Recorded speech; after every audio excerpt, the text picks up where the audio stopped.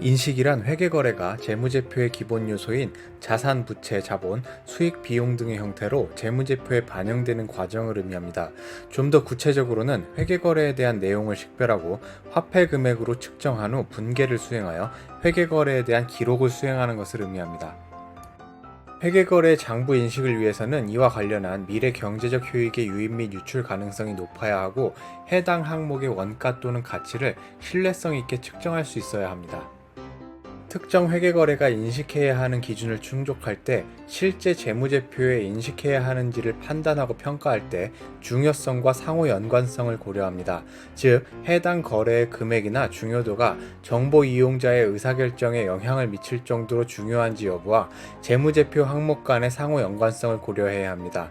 예를 들어 상호 연관성이란 자산 항목에 대한 인식 시 수익 또는 부채 등 다른 항목에 영향을 미치는 부분을 의미합니다. 회계거래에 대한 기본이 되는 것은 발생주의 회계 원칙입니다. 특정 사건이나 거래에 대한 인식을 할 때 현금이 유출되는 시점이나 유입되는 시점에 인식하는 것이 아니라 해당 사건이나 거래가 발생된 시점에 인식을 한다는 원칙입니다.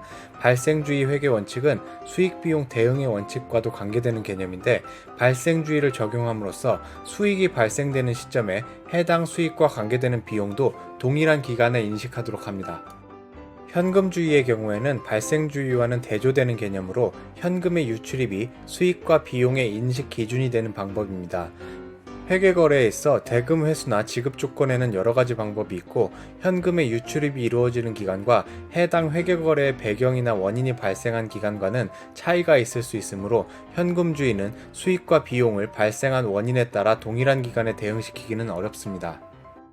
그렇기 때문에 현금주의 원칙의 경우에는 기업의 경영 성과를 정확하게 기간별로 측정하기 어렵다는 문제점이 있습니다. 따라서 기업의 재무제표 중 현금 흐름표를 제외하고는 발생주의 원칙을 적용하여 재무제표를 작성해야 합니다. 자산은 해당 자산으로 인해 향후 기업에 경제적 효익이 유입될 가능성이 매우 높고 관련 금액을 합리적으로 측정 가능한 경우 자산으로 인식합니다. 매출 채권에 대한 자산 인식 시 매출 채권의 해수 가능성이 높으며 계약관계나 과거 경험 등으로 비추어 볼 때 대손의 가능성이 낮은지 여부 등에 대한 검토가 필요합니다. 부채 인식의 중요한 요건은 기업이 특정한 계약관계나 관련 법령에 의해 기업의 경제적 자원을 지출해야 하는 현재의 의무가 존재해야 한다는 것입니다. 거래처로부터 부품이나 반제품을 구매하거나 용역을 제공받았을 때 이에 대한 대가를 지급해야 하는 의무가 있거나 관련 세법에 의해 납부해야 할 세액이 존재하는 경우 등의 의무가 있을 수 있습니다. 예를 들어 과거의 사건이나 거래에 의해 발생한 매입 채무, 금융기관으로부터의 차입금, 고객으로 판매한 제품에 대한 하자 보증에 대한 의무가 존재하는 보증금액, 과거 기간 동안 벌어들인 소득에 대한 법인세 예정 납부액 등이 있습니다. 향후 어떠한 토지나 건물 등을 구매하려고 하는 내부적인 계획만을 가지고 있는 경우에는 부채로 인식하지 않습니다. 부채는 실제로 해당 토지나 건물 등을 구매했거나 또는 구매하기로 하는 취소 불가능한 계약을 체결하는 경우 발생합니다. 기업의 현재의 의무는 이렇게 현금을 지급해야 하는 의무, 특정 재화나 용역을 제공해야 하는 의무 등이 있을 수 있습니다. 판매된 재화에 대한 보증 의무가 있는 경우 해당 보증기간 동안 매출액 규모와 과거 경험률 등을 고려해서 측정해야 하는 하자보수 충당부채와 같이 측정을 통해 금액을 산출해야 하는 충당금 등이 있습니다.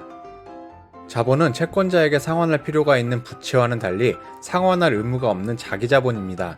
세분화하는 경우 자본금과 자본잉여금, 그리고 경영활동의 결과 벌어들인 순이익으로 구성된 이익잉여금, 그리고 기타 포괄손익으로 구성됩니다.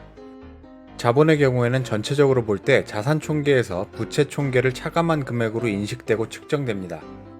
수익은 발생주의를 바탕으로 가득기준과 실현기준에 따라 포괄손익계산서에 인식합니다. 즉 가득기준과 실현기준의 두 가지 조건이 모두 만족되는 경우 수익으로 인식합니다. 기업이 고객에게 재화나 용역을 판매할 때 해당 재화나 용역의 통제권이 고객에게 이전되었을 때 관련 수익이 가득되었다고 표현합니다. 따라서 아직 고객에게 인도되지 않은 재화나 용역에 대해 고객사로부터 미리 받은 선수금 등에 대해서는 가득기준을 만족하지 못했으므로 수익으로 인식하지 않습니다. 또한 수익은 이미 실현되었거나 실현이 가능한 시점에서 인식합니다. 기업이 재화나 용역을 고객에게 제공하고 이에 대한 대가를 수취했을 때, 즉 대가로 현금이나 현금 청구권인 매출채권 등을 수취했을 때 수익을 인식하는 것입니다. 만약 매출채권을 회수할 가능성이 높지 않아 회수할 수 있을지 여부나 금액을 예상하기 어렵다면 실현 기준이 충족되었다고 볼 수 없습니다. 예를 들어보도록 하겠습니다. 2020년 12월 25일에 A회사가 고객에게 외상으로 제품을 판매하고 대금을 1개월 뒤에 수취하기로 계약합니다. 발생주의 회계기준에 따라 20년 12월 25일에 제품 판매 수익 5만원을 손익계산서에 인식합니다. 만약 매출채권 회수 가능성이 높지 않다고 판단되는 경우에는 실현 기준을 충족하지 못하므로 수익으로 인식할 수 없습니다. 이후 1개월 뒤 현금을 회수하는 시점에는 매출채권을 제거하는 회계 처리를 합니다. 비용이란 기업이 제품을 판매하거나 용역을 제공하는 등 수익을 창출하는 과정에서 소비 또는 희생된 경제적 자원의 가치나 효용의 감소분을 의미합니다. 제품이 판매되어서 수익이 발생하는 경우에는 고객에게 제공하는 제품의 가치만큼의 비용이 발생하게 됩니다. 즉 해당 비용의 발생은 제품이 판매되는 시점에 같이 발생하게 됩니다. 따라서 비용은 관련 수익이 인식되는 회계기간과 같은 기간에 인식함으로써 비용이라는 원인으로 수익이라는 결과가 발생했다는 인과관계를 재무제표의 정보 이용자들이 쉽게 알 수 있도록 합니다. 바로 이것을 수익비용 대응의 원칙이라고 합니다. 이렇게 수익비용 대응의 원칙은 관련되는 수익과 비용을 같은 회계기간에 인식함으로써 수익에서 비용을 차감하여 관련 이익을 산출하는 과정을 보여주게 됩니다. 또한 이렇게 수익과 비용을 같은 기간에 인식하는 것은 발생주의 회계의 핵심이라고 할 수 있습니다. A사가 고객에게 제품을 판매하는 과정을 예를 들어 보도록 하겠습니다.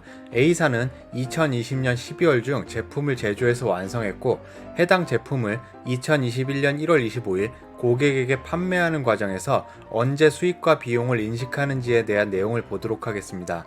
제품의 판매가는 5만원이고 제품 제조에 소요되는 원가는 총 4만원이 소요되는 경우를 가정하도록 하겠습니다. 2020년 12월에는 제품 제조 활동을 수행함에 있어서 제품 제조 원가에 해당하는 현금 지출 4만원이 발생합니다. 이때 지출되는 현금의 경우에는 아직 관련되는 수익이 발생하지 않았기 때문에 비용으로 인식하지 않고 제품의 형태, 즉 재고자산으로 인식합니다. 2021년 1월 25일 고객에게 제품이 판매되는 시점에 제품 판매와 관련한 수익 5만원을 인식하고 제품이 판매되면서 해당 제품의 원가에 해당하는 4만원을 매출 원가로 인식합니다. 이렇게 2021년 회계기간에 해당 수익 5만원과 비용 4만원을 인식함으로써 이익 1만원이 산출되게 됩니다. 오늘의 영상은 여기까지입니다. 이 영상이 좋으셨다면 구독과 좋아요, 알림 신청까지 부탁드립니다. 다음에 더 좋은 영상을 올릴 것을 약속드립니다. 고맙습니다.